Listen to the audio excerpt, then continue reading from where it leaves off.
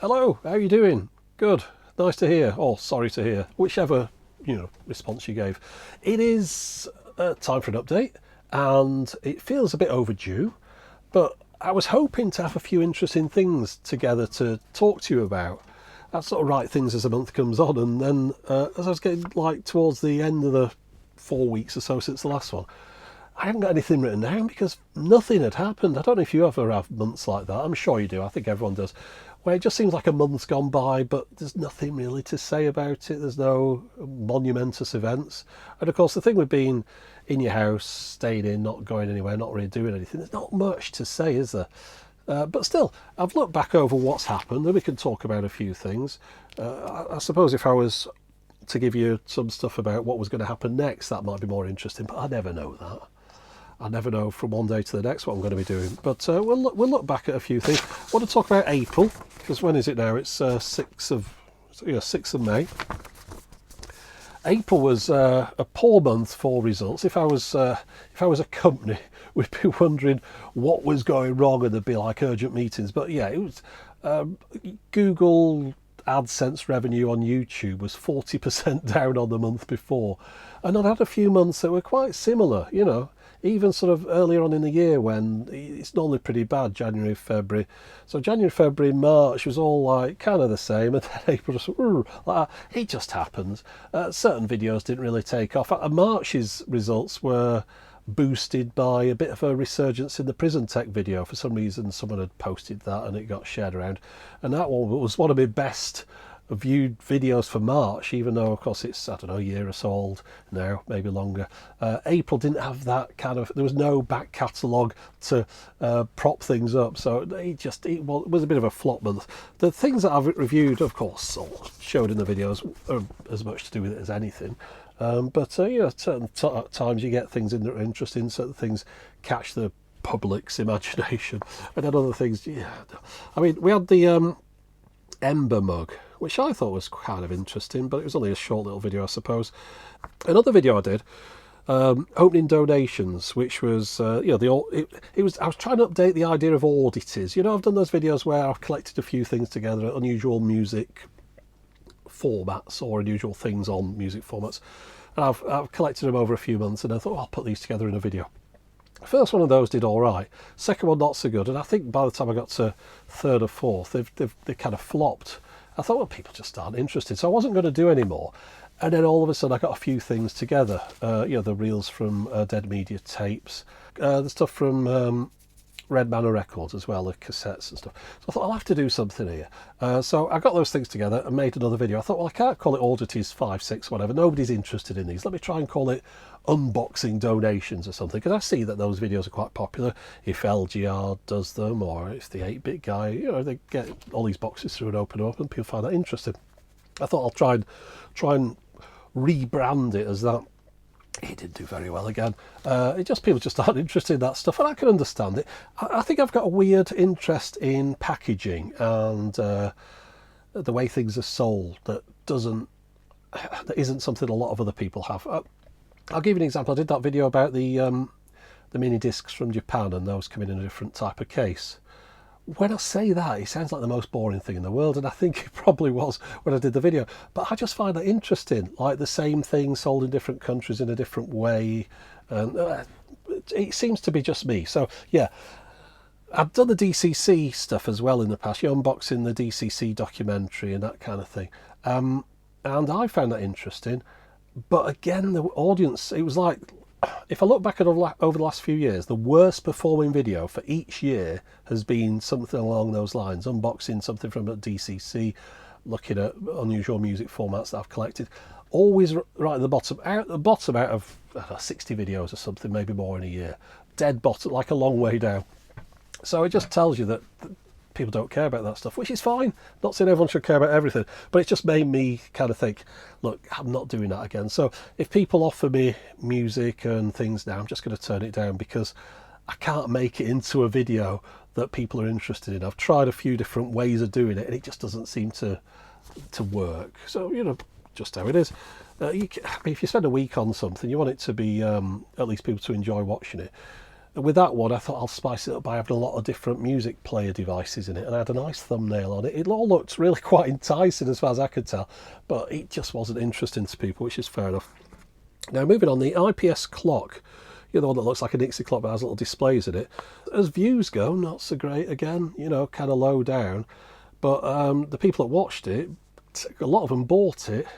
So I think in time, over like 3 months in the future or whatever, I think that one might do all right as far as getting like commission of payments from eBay and AliExpress and places, if it all comes through. But as a video in its own right, it was a low performer again.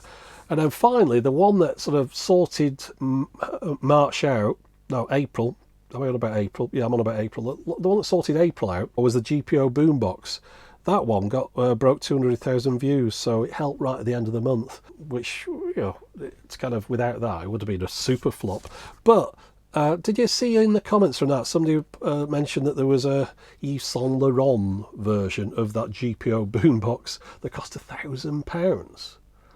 And all they'd done was they'd chosen the black option and they put a sticker on the speaker that said Yves Saint Laurent, and it cost £1,000 for that thing. There was a link, it's on their website, some sort of fake, no, it's on the YSL website, you can see it. You couldn't work for somewhere like that, could you? Well, maybe you could, but I couldn't. When you knew that you were overpricing something by a ridiculous amount that was rubbish and then selling it to people. I mean, it's the whole perfume industry, isn't it? I mean, the cost of making any little perfume things like pennies, isn't it? And they sell it for 50, 60 quid. So I suppose they're just used to it. But I don't know, I couldn't do that. I couldn't sleep at night. Now, as far as this month goes, the first video I think this month was the Philips cassette changer. And that's my first hit for a year or so. I could tell it, straight off I could see it was a hit. I got these graphs saying that the views are up 80% on your average by this time, and then they're up twice the amount that they would be at this time. Of course, I've mentioned before that when a video shows a good start, YouTube algorithms kick in and go, oh, this is a popular video, we'll recommend it. So it's like success breeds success. So that then gets recommended to people. They watch it, more people watch it, it kind of snowballs. And so if you just get that initial thing, you're doing all right for yourself. I'm glad I got a hit, basically, is what I'm saying. So it's nice to finally have one that kind of... And I don't know what... Well, I say I don't know what it was about that one that's particularly interesting, because it kind of bucks the trend of what you should be doing. I thought, oh, maybe I need to do shorter videos and things. Maybe I need to be like more concise, all that kind of stuff. But as it was like 40 minutes or so, and it was me repairing something and showing it. But what sold it, I think, was just the idea of the product, looking at the device, the Philips thing. You see a picture of it and you want to see it working, that's the thing. Now, I can imagine from that, if I put a picture up and people wanted to see it, they'd click on it and then they get this long-ass video. And they'd be like complaining, but for some reason that didn't tend to happen. So I don't, maybe people, I looked through to see if people were skipping to the demo part, and generally the views stays about 50% all the way through the audience. So it's an interesting one, that. It doesn't do what anything tells me to do. In fact, I've got a thing from YouTube telling me what I should have done in April. It amused me because it was the most useless advice ever. Oh, right, here we are. I can put this on the screen, I think. So in April, it was telling me what my stats were. So I got fewer views from YouTube recommendations, which is probably because they didn't recommend anything. YouTube's recommendation system follows audience interest to help viewers find the videos that they're most likely to watch and enjoy. Take a look at your recent videos to see which topics and formats have worked best. Thanks for the tip. Next one down. Fewer people discovered your content and subscribed. Consider experimenting with new topics and formats that might get more people interested in your channel. Oh, yeah, there's an idea. And then finally, I got less revenue from ads, which I know. Common reasons why this may have happened: less expensive ad formats like display ads were shown on your videos. So those are the sort of pop-up things at the bottom of the screen that presumably they don't pay very much, those. Fewer high-paid ad campaigns that advertisers reserve targeted your audience. Now, I never really understand how all this works, but I've mentioned before that you can see when your videos have got cheap adverts on them, and then suddenly they kind of move up into more quality adverts. So all those kind of really bad adverts I've been mentioned over the years, you'll get those to start with, and then if your views are going up, they go, oh, he's gone past this audience, we'll put him into selling better stuff, you know. So it's all very automated, but again, it's all part of that. You just need that initial thing just to tip over that 200,000 mark perhaps. Less advertising activity on YouTube, which can correspond with certain events, times a year, your content, or the fact that's just a general catch-all. So yeah, tell me to make better videos and I'll make more money. I'm not going on about this. I'm not saying like I'm skint or anything. Please don't up your Patreon things if you're even thinking of doing it. It's nothing like that. Just reflecting on what's gone on. It's a game, innit? It's all up and down. That's how it is. You can make a lot in November and December and then a rubbish amount in January. It's just it's paying the bills. I'm doing what I enjoy doing. That's all that matters, doesn't it? You know, I'm not destitute. I'm fine. I'm not going to retire just yet either. So, you know, somewhere in the middle of there, between not being able to retire and still paying the bills. So that's fine with me. I'm happy with that. I don't want much in life, you know. And I'm perfectly happy. Got more cassette players than anyone would ever need, that's for sure. Right, now, where did we go from here? Oh, yeah. Is that same page? Right, yeah. Now, talk about comments. Everyone said stay away from the comments. Don't read the comments, don't look at the comments, don't think about the comments, ignore the comments. So I did. So we can't talk about comments. So there's that. So we'll move on. No, honestly, I've got a couple that that got through. I didn't go looking for them, but they got through to me. Just get my notes in order here. I seem to mess myself up. Well, the first one is, I saw an article about MQA, the Master Quality Audio, I don't know. You remember I did a video a few years ago about MQA CDs. They were like green CDs, only available in Japan. I can see some behind you now, but that's of no relevance to you, is it? And I got them because it was a new physical format. I know it's really CDs, but high res on a CD, and not SACD. I just thought it was interesting that there was another format kind of being launched. And that's what I did a video about. Ever since then, people have kind of been on me back about it, as though you said they were better. It's like, well, I just did a review. I just showed a green disc. But anyway, you can watch the video if you want. It doesn't really go into that in any great detail. I'm not trying to sell the format. I just wanted to have a look at it. I saw an article anyway going on about, there's this chap who, it's a YouTube video. He went into the MQA process and debunked a lot of the claims, and it's supposed to be like lossless compressed audio, and he got all these tests. Very, very intricate, clever, you know, guy that knows what he's doing basically, a lot more than I do. Very into his high-res audio and all that kind of stuff. Anyway, he basically said it was a lot of rubbish, I think, is what it all comes out as. And people keep sending me this, going, oh, look, see, this guy said it was rubbish. It's like, good for him. It is probably rubbish, but I've still got some green discs up there, so that's all that matters to me. But I thought I'll have a look on that video just to see if the video that he's done, which seemed to be gaining a bit of traction, I wonder if it there's people jumping on mine and going, yeah, I see you're an idiot, like you expect. And there were a few of those, but I saw this one guy and it amused the heck out of me. Let's I think I might have him on my iPad. Right, so here it is. It's from a person called Dunshow. I'm unsubscribing from your channel for deleting my comment criticising MQA codec. Bye bye, after I was one of the first ones of your YouTube subscribers. I thought, what? One below there, Techmoan, why did you remove my comment? Now, this was posted like a week ago. I haven't looked at this for years.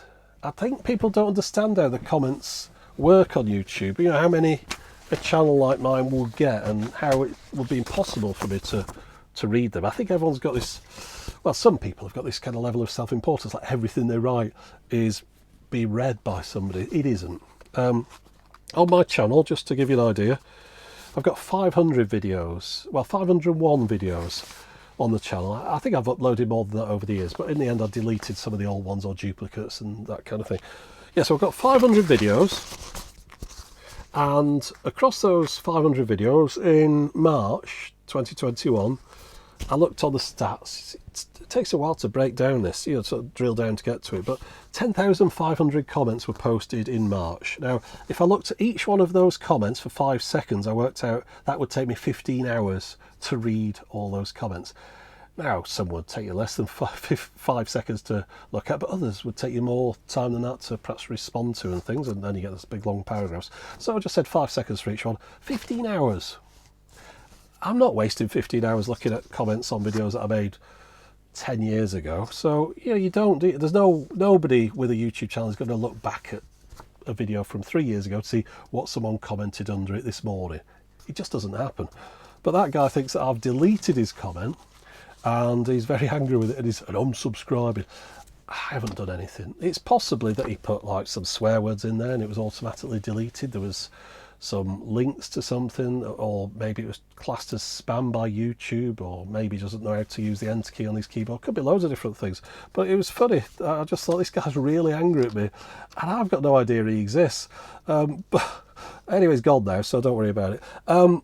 Now, let me bring on some... I had these... I was mentioning I haven't really got into comments, but they got through to me from various different means. I've got these people who were doing a Nixie watch, a new Nixie watch on Kickstarter. And they got in touch with me, and they said, "Good afternoon, we bring you the highest respect because we love your channel. We've been producing Nixie watches for several years. Soon we're planning on launching a Kickstarter campaign with a new model. The pre-launch is launched." And they give me a link to it. "We'd like to send you an early prototype for review. Is it possible? We want to make a gift for you. Thanks for advising. Have a good day." Read that a bit quick, but you get the idea. Somebody's coming up with a Nixie watch. Want to send one to me. They sent a picture through, and it was just a 2-digit Nixie watch, round one. I mean, I've got a couple of those. I don't want any more. I said, "It's very kind of you to offer to send a prototype, but I don't think I'd ever get around to using it or showing it in a video. So many thanks again, but I'll decline your kind offer and wish you the best of luck with your Kickstarter campaign." It's nice, wasn't it? Trying to be polite there. And then they got a reply back. They said to me, "In this way, maybe you can do a paid review." So I kind of got the feeling at that point, I'm thinking, these people are counting on me doing a video on their Nixie watch for their Kickstarter campaign. It seems to be very important that I feature their Nixie watch. They're in Russia. So I responded back to them and said, "I'm sorry, I don't do paid reviews, but best of luck with the Kickstarter." Thinking, oh, that'll be the end of it. Replied back again, "Is there any way to get a review from you? This is very important for us." It's a bit scary at that point, isn't it? So that was the end of that email exchange. It starts off with someone offering you something. You think, oh, that's nice. And really, it's like, yeah, an offer you can't refuse, that kind of thing. Now, I often feel like I'm really out of date with stuff nowadays. A lot of stuff that you're kind of thinking, I just don't know anything about this. I don't understand anything about it. And it's beyond me completely. And I got an email through, and it made me just feel like a very old, confused man. See if this all makes sense to you. You know, given that a lot of people watching this are a lot younger than me. I'm not going to say anyone's name here. I'm not going to put it on the screen. But there's a company. It says, "Hi Techmoan team." This is it. "First of all, I hope you're doing well." And he says, "I'm Mr. Somebody from something," and blah, blah, blah, blah, blah. Anyway, he says, "We're launching a thing called, let's call it Rubbish.app, as a crowd investment platform to solve the biggest problems of creators: funding, marketing, and engagement." Right, so Rubbish.app is the world. Right, this is like in italics, so this is explaining what it is. This is the bit I want you to think, to see if this makes sense to you. Rubbish.app is the world's first exchange market on blockchain where the general public can buy and sell shares of video royalties. I'm going to start that again because right. Rubbish.app is the world's first exchange market on blockchain where the general public can buy and sell shares of video royalties. This model is a unique alternative for current fundraising options like bank loans. Instead of taking money from a bank, creators can raise money directly from investors and their fans by offering a portion from their future revenue. We call this system RST, Revenue Share Tokens, similar to NFTs, but more like dividend kind of investments. RSTs are more suitable for video and audio content. It basically turns your fans into your investors and your investors into your marketers. I'd be happy to explain more on a video call this or the following week. You know, I just feel very old sometimes. I just thought I was a guy that made videos and put them on YouTube, and that was the end of that. and if people wanted to watch them, they did. And it was a very simple days, those. Do you remember those? Where you just put a video out, hope someone would watch it. I suppose I've been doing this a long time now. I mean, 10, 11 years or more than that. Things change, don't they? But I don't feel I'm keeping up.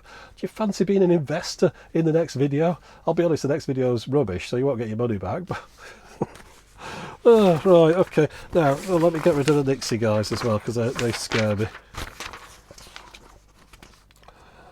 Now, let's go on to some... when I did that Philips video, the auto reverse cassette mechanism thingamajig with a slide on it, one of the comments that I saw on that reminds me that I see this comment a lot, and I saw it on the Akai auto reverse system and various others. And the comment is, why didn't they just make the tape play backwards and use a 4-track head if they wanted to play the other side? And it's always posted this one. And the thing is, 4-track heads in a head that could play cassettes, you know, that small head there for an 1/8 of an inch wide tape, very hard to make at this point, you know, 1970, 71. But they were just starting to get into making them around this time, and soon they would appear. But they were like, it was too fine a tolerance between the, you know, the 4 tracks. One of the things I read when I was looking up on cassettes was that when Philips first came out with the stereo compact cassettes in 1966, I think, 65, 66, there was an article about, there was all these Japanese companies like Sony and people like that were really struggling to make a stereo head because the tolerances were so fine on that head. You know, the specs were difficult to follow, it was too fine. So you got to think that's 66, say. Well, in 71, somebody's asking you to make 4 heads effectively on one head. You know, four tracks that can be read on an 1/8 of an inch wide head. And it was just too early days. So that's why they were coming up with these ideas of getting the tape and flipping it over, sending it up a ramp or whatever. It was easier for them to develop something where you send something up a ramp and drop it down than it was to put 4 tiny little, like, you know, track reading heads in one little block that big enough for a 1/8 of an inch wide tape. It came along later, but you know, you're talking in the days prior to microchips and that kind of stuff, you know, as far as like hi-fis go anyway, you know, so they weren't really geared up for being that delicate, that fine with their production process. So that's the answer to that one. And finally, the last bit for this comment section was an email that I got the other day. So again, I'm not going looking for these are coming to me. And this is a guy who said, this is it, I'm going to read it. Dear sir, I had to laugh at your mini dishwasher. They have had those in Japan for at least 20 years and they only cost around 50 quid. Oh, and they are better than the one you reviewed. Best wishes, Tony.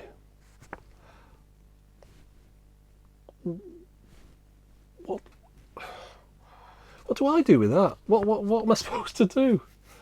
Weird, isn't it? It's like kids in a playground, isn't it? My dad's better than your dad.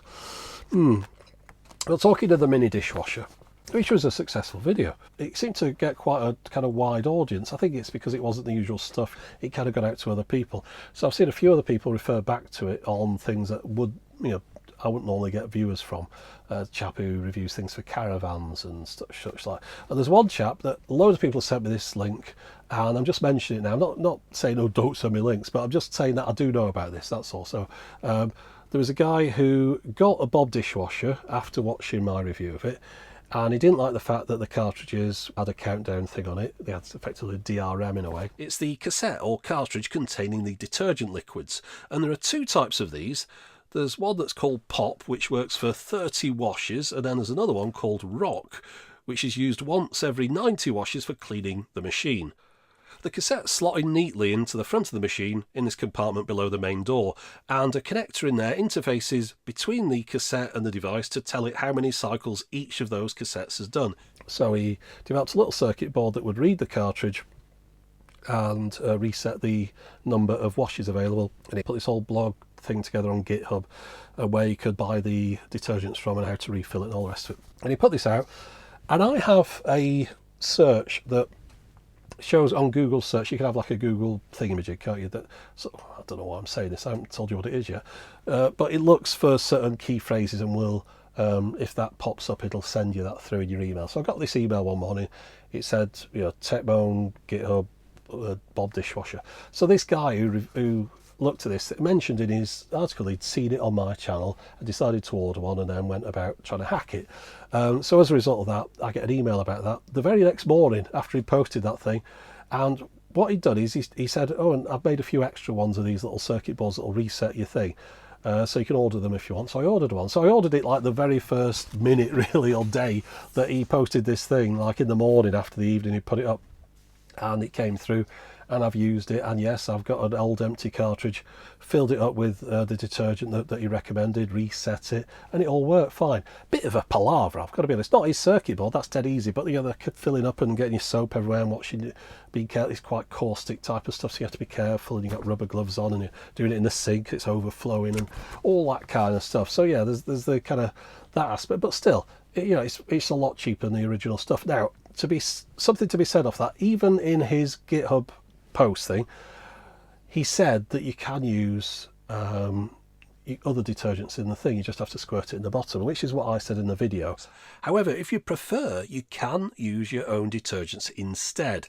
It's just that the machine is really designed to work best with their own cassette system. And the vast majority of comments under the video is, oh, I'm not buying a dishwasher where you have to buy special cartridges. And in the video I very specifically said you don't have to buy the special cartridges, but it's like the number one, it must be, I'd say 500 people have said that. Oh, I'm not doing, it's like, but you don't have to. I told you didn't have to. But still, I haven't done, because I ran out of that liquid stuff that came with it. I put an order in, they'd had this big order in. I think I told you this last month, I'm not too sure. I cut bits out and I can never remember which bits are there. But anyway, for a few weeks, I was using gel type dishwasher stuff that you just buy over the shelf, and I squirt a bit of that. It was working fine on that. So I was quite happy to do that. But then this is kind of more, you're not squirting stuff in, it's kind of more efficient. So I went and bought one of these things. So yeah, it works fine. And it saves you a lot of money on the official refills, and also because they don't have to be shipped around, from France to the UK and all that kind of stuff. So yeah, seems all right. But I just want to mention, yeah, I do know about it, and I'm using it, and it's working fine, so that's good. So worth me putting a video out in a way, because they sent me a free dishwasher for one thing, and now I'm using like other people's detergents in it, which you should be able to, shouldn't you? Although I think I might have to order their one that cleans it every now and then. They've got like a special cleaning one. So I told you in the previous post about my broadband woes. So I was having the drive altered, and had some builders in, and they were digging up the lawn, and they cut through my broadband cable. Now the broadband came from Virgin Media, but years ago it was Blue Yonder. Before that it was like Telewest, and it just goes back and back. Anyway, when they put it in, they kind of run it up under the lawn. They must have dug a trench, like just took the sod out at the top, like bent it back, put it in, and put it down.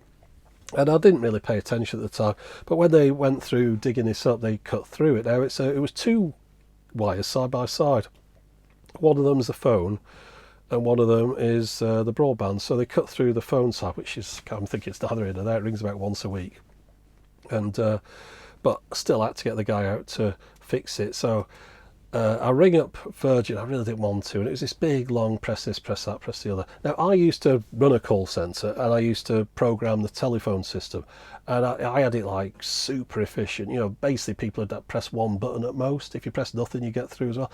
Just it kind of dead quick, and the whole music never looped. I got like 40 minutes of hold music, and it didn't repeat itself, and it didn't keep saying sorry for waiting. I had that go at first off, it'd go like 40 seconds, next time it'd go at like 90 seconds, and I'd have it like spaced out, so the music, I was running the thing like a DJ. But anyway, whenever I ring a call centre, it's always terrible. I always think, oh, this is rubbish, I'll do this, that and the other, who's programmed this thing? But anyway, so I eventually get through to this person. It was one of those conversations that was just very awkward, and went on and on and on, and he was doing he was saying, oh, I need to test things. I said, well, there's no need to test it, it's just, the guy's cut through it with a spade. It's cut in half. Have you tried plugging this in, and have you tried unplugging that? And I'm like, no, none of that's going to work, mate. It's a wire that's cut in half. And I went, right, this was 40 minutes of talking to this guy while he's waiting for tests to come back. He was trying to run online tests. I said, what are you doing now? He said, no. I said, are you running tests? I said, I've told you, there's no point in running tests. There's a wire. I said, do you know what happens when you get a wire and you cut through it with a pair of scissors and hold one hand, one piece in one hand, one in the other? Will the information get down that wire? No. Well, that's what's happening. We just need an engineer. Anyway, it just went on and on and on. I ended up almost losing my rag with this fella because it was ridiculous. Eventually, he says, I'll send an engineer around. And literally this engineer was around within the hour and came and patched the thing up, put a connector on it, and it was working fine. That was it. And I was like, oh, big relief. So I told these guys, look, just stay away from that. You know where it is now and all the rest of it. Well, of course, the next day, they'd send in a couple of other guys, and we went out first thing in the morning. Right, there's a wire here. Stay away from the wire. They cut through it yesterday. Just keep clear of that because it goes down there. Don't cut into. Oh, yeah, all right, yeah, no problem.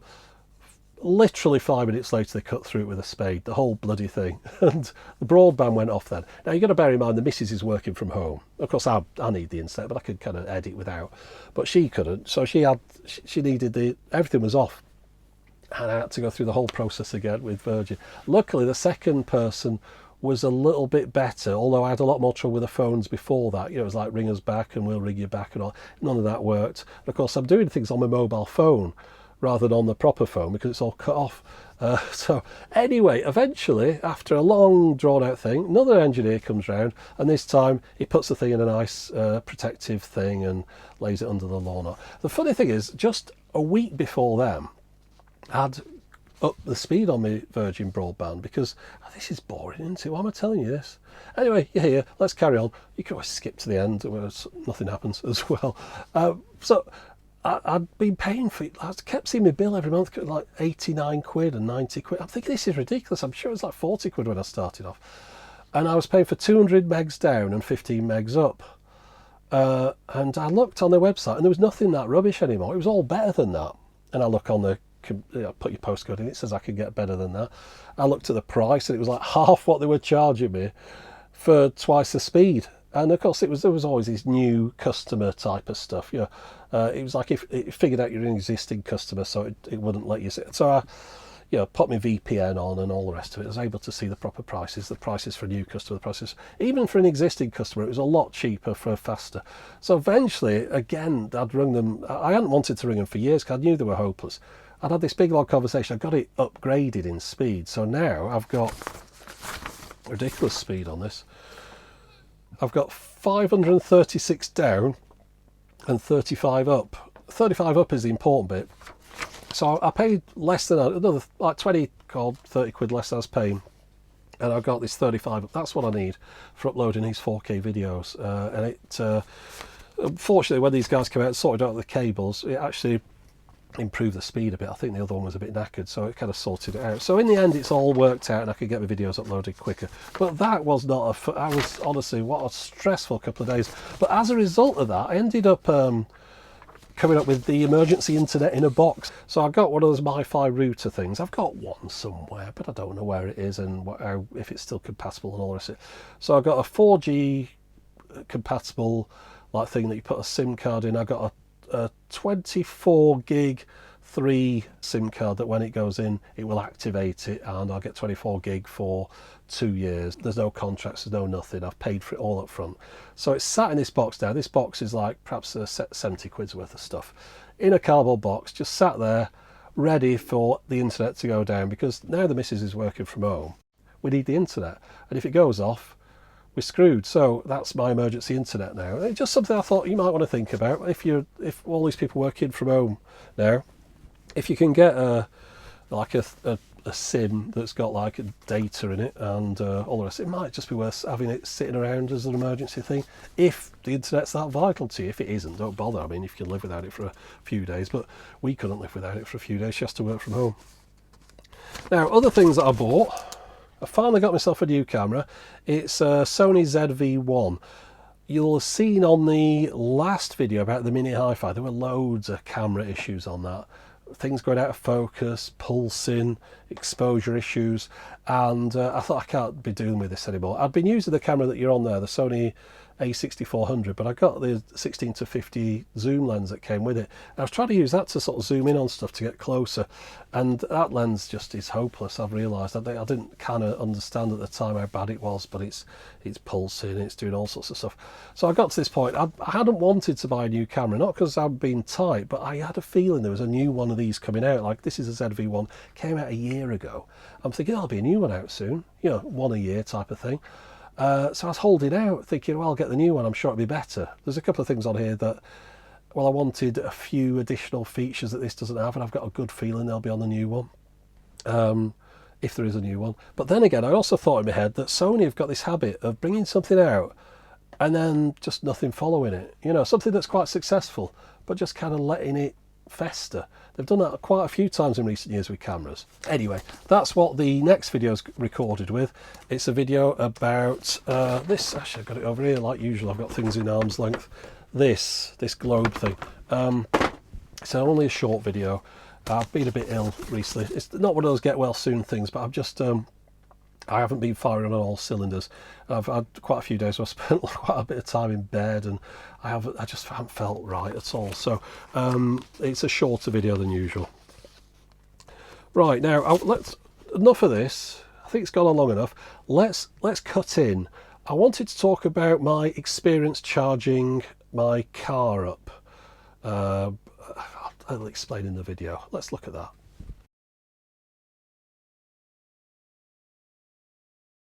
I've just realised this is going to come off like an inception of inserts, because we've gone from the main video, which I haven't shot yet, but it's me in the future, jumping to me now in the past, but that's me now, and then I'm going to jump from here to a video that I shot previously, and then I'm going to come back to this point and then back to the main video. The reason I want to talk about the video that I've just finished editing now is because it's all fresh in my mind, but you haven't seen that video yet, so let me play that and then we'll come back here. Does this make any sense? Probably not, but here we go. So it was a lovely sunny day right at the beginning of April 2021. We were still in full lockdown, so there was very little you could do other than go places in your car but not get out and come back again. So I thought, ideal opportunity to try charging the car up for the first time on a public electric charger, because I always charged it at home before this. I'd seen them working on the installation of these electric chargers at this existing petrol station for about 6 months. No doubt that had been slowed down by the event, but by the time I went, they'd been in operation for about 2 weeks. So I reversed the electric Mini up to the charger, and noticed these chargers are capable of 150 kilowatts maximum. The Mini can only take 50 kilowatts, but it's just something to mention. They're quite up-to-date ones, these. So touch the screen to wake it up, and then I've got to choose between CHAdeMO and CCS. Now, CHAdeMO's on one side of the device, CCS is on the other. CCS is what the Mini uses, so I lifted this off. It weighs a ton, really didn't expect that, and it wouldn't reach the car. And part of the problem here might be that the Mini has its charging point at the same position the petrol ones have the filler cap, and maybe that's just a bit too far forward. But look at that, I don't think that's much of an overhang at the back. It's got quite a flat bottom on a Mini, but still, it was too far forward. You had to reverse right up to these rubber stoppers. I'd reversed up to it before, then sort of bounced off a couple of centimetres, but that was too far for the thing to reach. It was right at the maximum of its extension. And then even after getting back in the car, reversing it up so it bounced onto that rubber stopper and putting the handbrake on, it only just reached, and then I had to step over a knee-high cable to get back and touch the screen. I mean, what a crap design. Once 2 people were in here, they'd both be stepping over cables to touch the screen. But anyway, it didn't work. It came up with some kind of charging error on the screen. It takes like a £10 debit or something, like a deposit, and then the idea is that it's supposed to only charge what you use.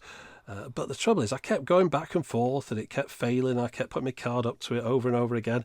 And I thought, hold on, I've spent like 40 quid here and I've got no electricity whatsoever. This thing better not charge me for all those times I've swiped the card. But anyway, I gave up on that one in the end. I thought there must be something wrong with it. So I moved on, tried the next one. On this one, the screen didn't wake up. Brilliant. So we've got 2 faulty chargers so far out of 2 I've tried. So that's a 100% failure rate. Anyway, let's move on and try the third one. Now, this thing's only just been put in, and it's not like it's been vandalised or anything. It's brand new, and it's a good job there's all these different charger points here. Imagine there was just like 2, and this is what you were relying on for your journey. And just like the 3 Bears, it was the third one that worked. But still, I'm not happy with this design. First off, that screen was really hard to see. And it's the whole point of it being facing the back of your car. So you're just sort of squeezing behind the back of your car to look at this screen face on. But then if there's someone charging on either side, you're stepping over these cables that are knee height. And I've read things about people who are disabled that have difficulty charging. And they would. I mean, it'd be almost impossible with this particular charger, I'd imagine. But anyway, got it in, and the car finally connected up, and you had to go back again, stepping over that cable, try not to break my neck, and press a button on this thing, and it starts doing what it's supposed to do. There's like a big long delay, but eventually it says, yeah, with charging. So I think I'd been here perhaps about 20 minutes by this point without getting any charge whatsoever. So not great for a first experience, but finally you'll see the screen click over in a minute while I'm filling for time, just looking around, and eventually this kind of dull screen will go, right, you're charging. But I mean, I could have filled up with petrol about 15-20 minutes ago. I could have got a 400-mile range on one of my cars if I'd have filled it up. But yeah, we're not doing a comparison. But anyway, I started off at 78%. So I didn't need to charge. I was just testing it, remember, just something to do on a boring day. So 37 minutes later, the battery had gone from 78% up to 99%. Really slow at charging for some reason. It says it's a 150 kilowatts thing. The Mini can do 50 as a maximum. It was definitely not doing 50. But there was very little information coming from anywhere to tell me what was going on.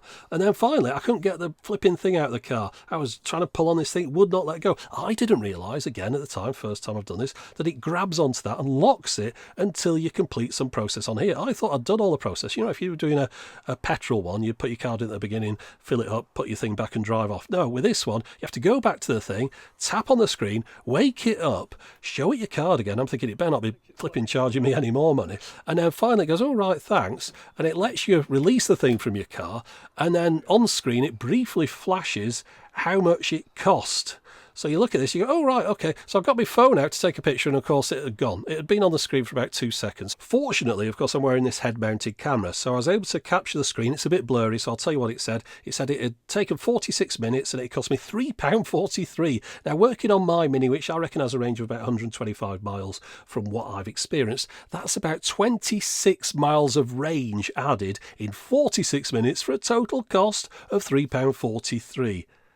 Now, when I set off doing that, I had no idea that it was all going to go wrong like that. I thought it might just be an interesting thing to shoot to show how quick it was to charge a car, that kind of thing. Maybe something I could add in one of these videos. Not something I ever intended for like a main video. Now, just to point out, I was shooting on this camera here. This is the Audro EP7, I think. Yeah, EP7, the head mount cam. Funny thing with this is I had the EP6 just before we went into lockdown a year ago. It was the last thing I shot out and about. And then I thought, well, it could do with stabilisation. So I paid for the more expensive one, which at the time I didn't realise there was one with stabilisation. But it had a narrower field of view. I can never say narrower field of view. Well, I did say it then, didn't I? So I got this, but it's got stabilisation on it. And I was going to do like that video, then the one after it, because I bought them in advance, and then it all locked down. And now it's like a year and a bit old, and I'm sure nobody really cares about it.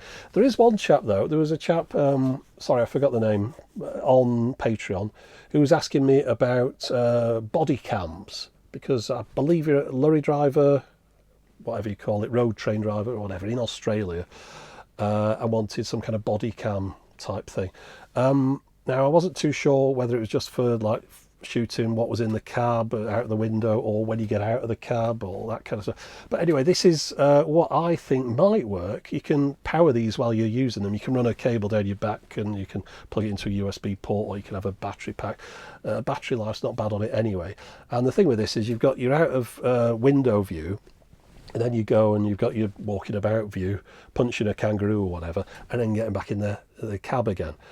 Sorry about stereotypes, but anyway, that's I thought this might Audro EP7.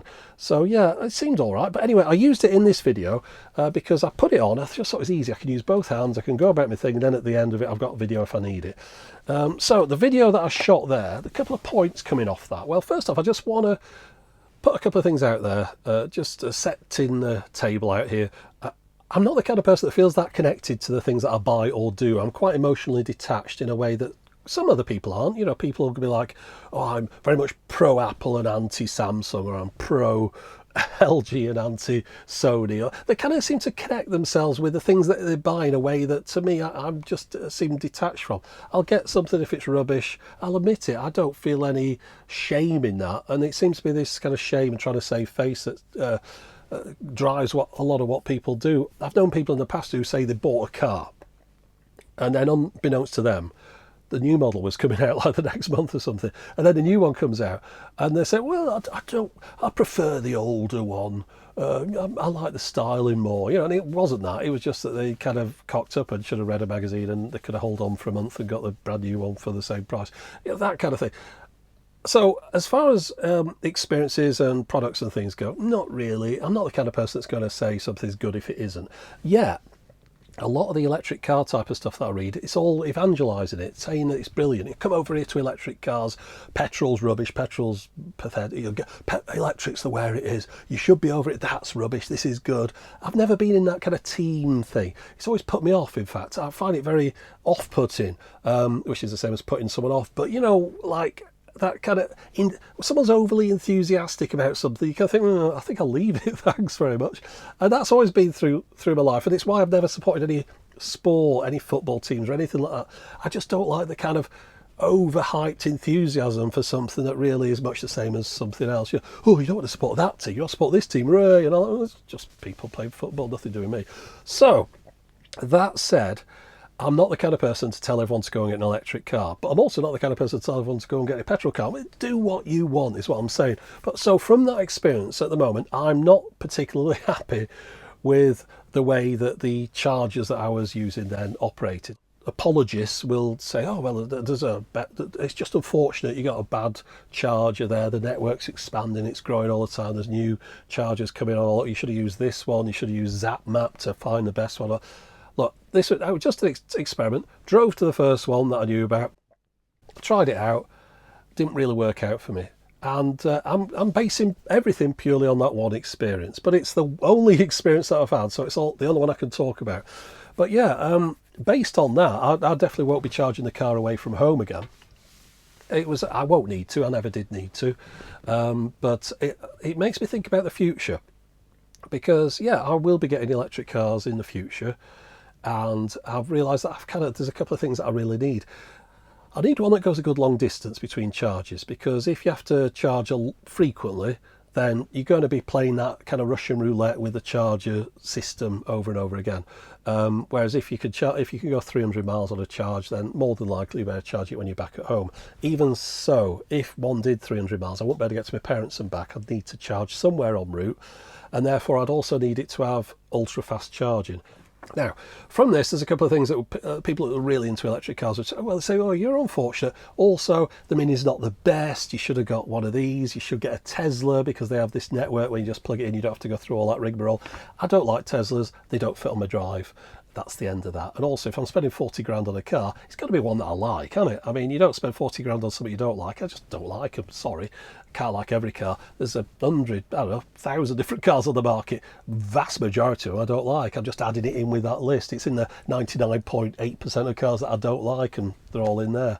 But, maybe in the future they'll come out with something nice. If they came out with something that I liked, with an interior I liked and all the rest of it, the right size and the right price, yeah, I'd get one. Even if the owners are... I've got to say, that charger design was pathetic, wasn't it? That big heavy cable. I mean, chunky thing it was. It would obviously be like loads of copper and that, but it was heavy. A lot heavier than lifting up a petrol pump thing. And it's kind of hanging down. You have to step over it to go and see the screen. And the whole kind of process of, like, you start off with your card, you go and charge it up, then you go back again, and this kind of back and forth thing, I just wasn't used to it after having an experience of only filling things up with petrol. And that I'm just normal, I'm just your normal person, so that is the same experience that anyone moving from petrol to electric would have with that. Just completely different operation to what you're used to. Now, again, people say, well, they're not normal like that, they're like this.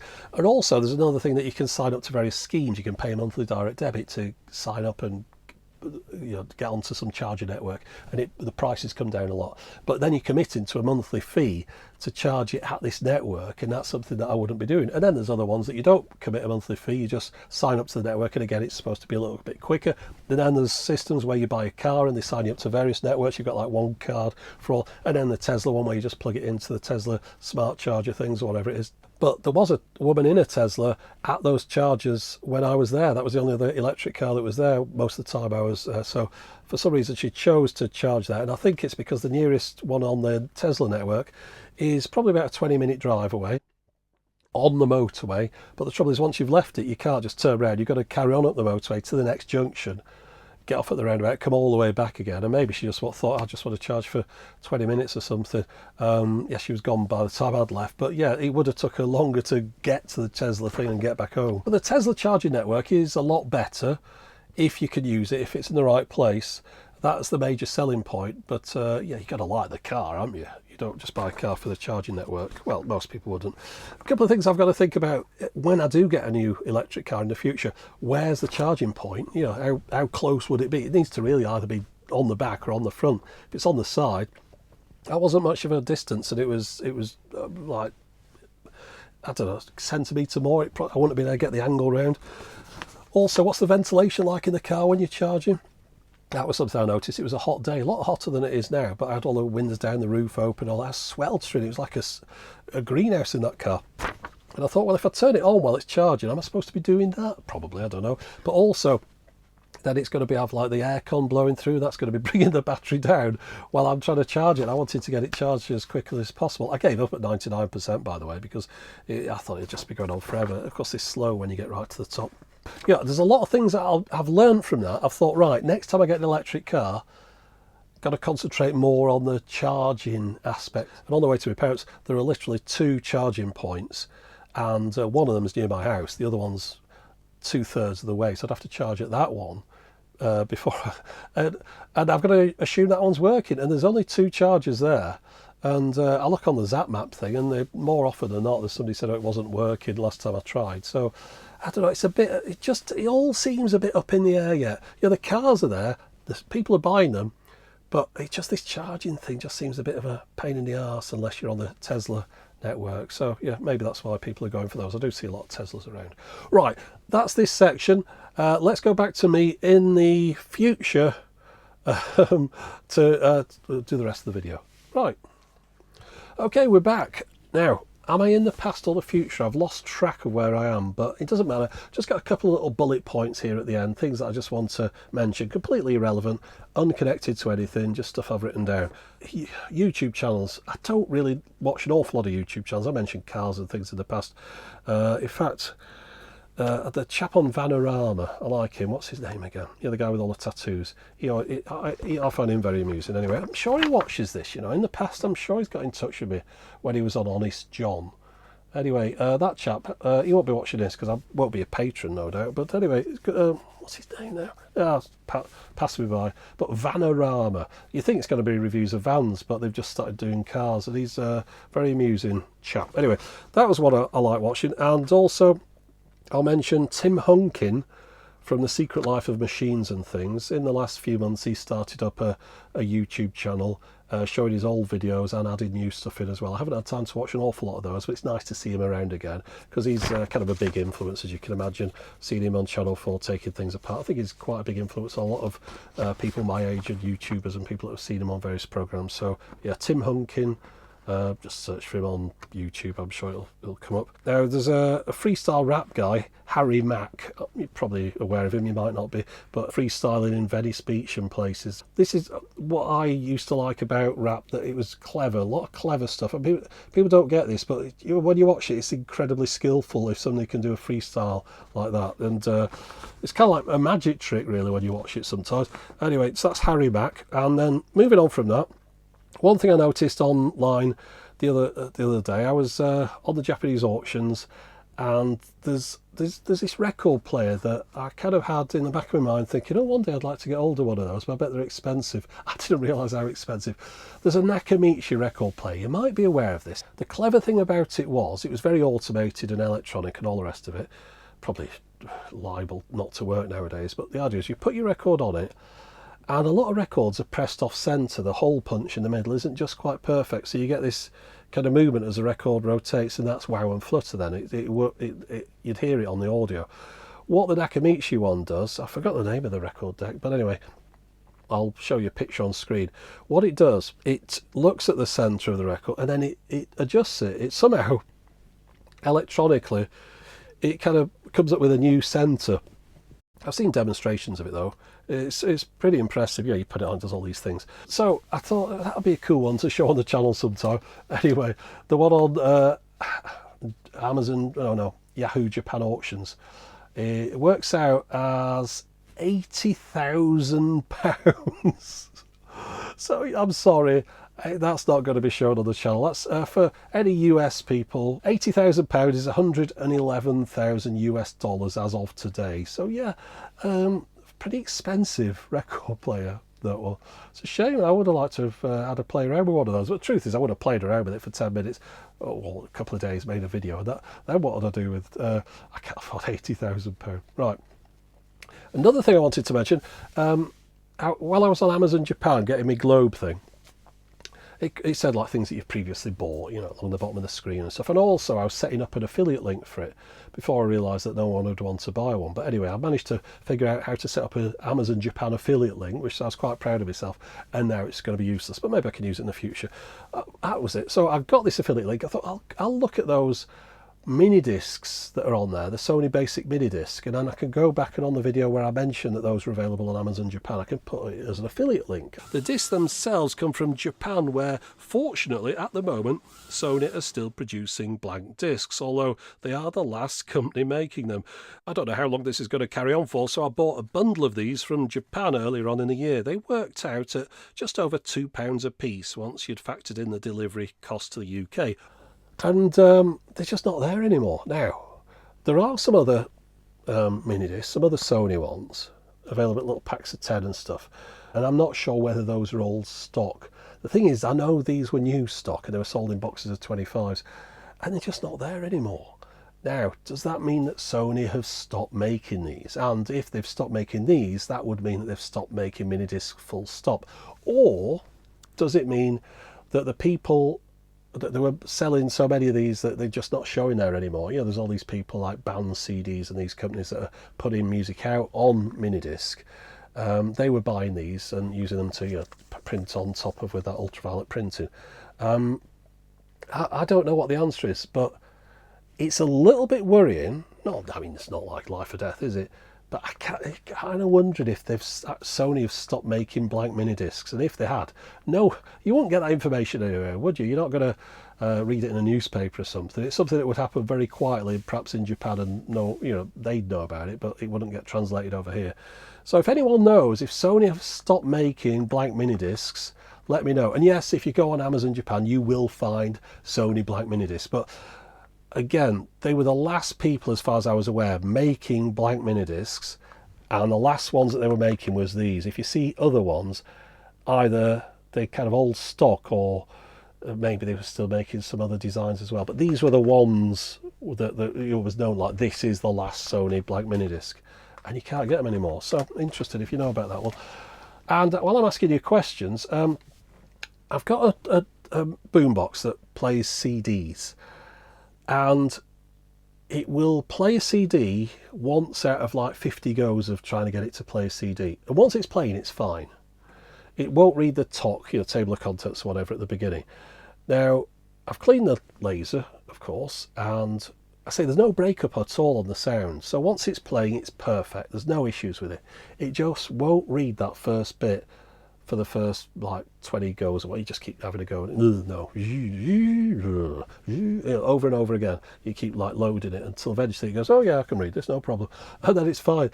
Now, has anyone got any experience of that? My theory is that it's going to be dried up grease on that worm gear, you know, like the laser moves up and down a worm gear, and I kind of get the feeling maybe it's kind of getting stuck at the beginning, or it won't go back to the beginning. But if anyone knows for sure, if anyone goes, oh yeah, that's the such and such, let me know, because before I take it apart and start messing with the wrong part. Anyway, that was just a question, if anyone knows that. And finally, you'll have seen, very finally, this is the finally, you'll have seen a new intro on the last couple of videos.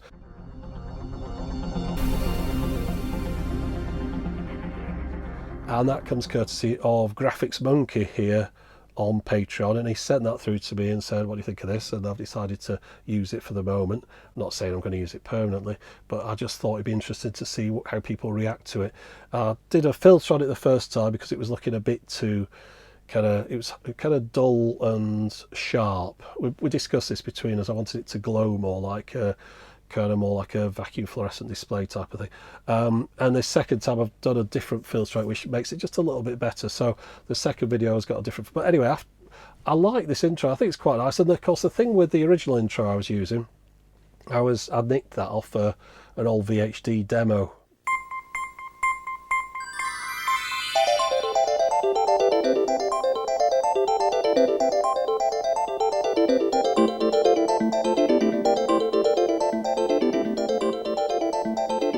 VHD video disc system is becoming increasingly popular because it allows at-home viewing of movies, music programs, and a wide variety of other entertainment. However, the VHD video disc system has surpassed and expanded the functions of the conventional video disc, which only plays back picture and sound. It's possible that the graphics demo that was on that VHD had come from something perhaps more importantly. You know, like you get these compilations of early computer graphics demos where they'll show, I'm trying to think what some of them were now. Anyway, whatever those, you know, where they go blocks and balls and things and all that, they're showing ray tracing, all this kind of clever stuff. It's a potential that JVC had kind of nicked one of those, borrowed one of those, paid for one of those to put it at the start of the VHD demo. So rather than me just find it on an old VHD, it might be that it's more important than I thought it was. So I was a little bit worried about using it all the time. I've been using it for years. I sped it up, I made it dead short, and it has to fit with the kind of sting type of audio that I've done, you know, at the beginning. So I sped this one up as well. I can't find the original audio file, but I want it dead short anyway. So I just match it to the audio. It takes 5 seconds. That's all it takes for the intro. I didn't want to bore anyone with big long intro, and it gets the point across. But anyway, I think it looks pretty good. Of course, it means I can't use my video that I'd shot of the reel-to-reel machine, the real one, the real reel-to-reel machine that was like a video rather than a computer effect. But I think it's quite nice having it all in one as well. Anyway, let me know if you like it or you don't like it. And if you care about it. If you don't care, don't mention anything. But I just thought, yeah, I thought it looked quite good. That was all. Right, so we've gone on a long time here, and I said there wasn't anything to talk about, but I managed to talk about it, haven't I? But yeah, not the most interesting of months. What's that old proverb? May you live in interesting times or something. You don't want to sometimes, do you? You just want things to be kept on a nice even keel, a nice Howard keel, just a simple, like, you know, stress-free type of thing.